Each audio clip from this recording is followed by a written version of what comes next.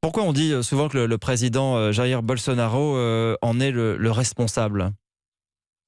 Parce que Jair Bolsonaro, depuis qu'il est arrivé au pouvoir, que ce soit dans ses paroles ou dans ses actes, a tout fait pour saper les protections qui existaient pour la forêt amazonienne. Il a démantelé les agences d'État chargées de les protéger. Il a limogé récemment le directeur de l'Institut scientifique brésilien qui mesure justement la déforestation. Il a affaibli un certain nombre d'ONG dont justement la mission est de protéger et de documenter ce qui se passe en Amazonie. Il a affaibli les droits des populations autochtones qui sont pourtant les premiers gardiens de la forêt amazonienne, puisqu'ils dépendent directement de la bonne santé de la forêt pour survivre.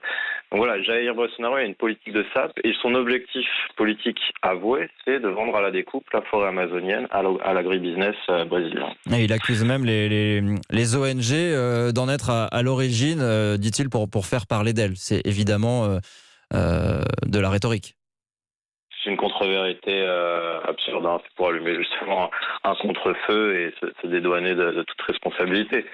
Voilà, les ONG, leur mission, c'est de justement surveiller la déforestation et de tout faire pour protéger les forêts. Donc voilà, cette accusation est évidemment totalement infondée. On en parle beaucoup depuis ce matin. Emmanuel Macron a publié un tweet hier soir disant notre maison brûle et invitant les dirigeants réunis ce week-end au G7, les invitant à évoquer le sujet. Qu'est-ce qu'on peut attendre d'une décision venue du G7 à votre avis ?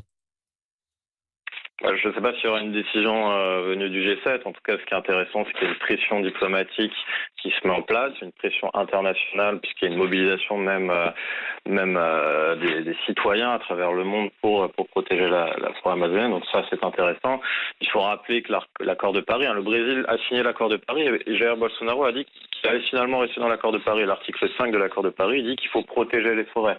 Donc après, il faut peut-être aller plus loin vis-à-vis d'Emmanuel Macron et dire on a signé un traité de libre-échange avec l'Amérique du Sud et le Brésil, le Mercosur, à condition que le Brésil reste dans l'accord de Paris.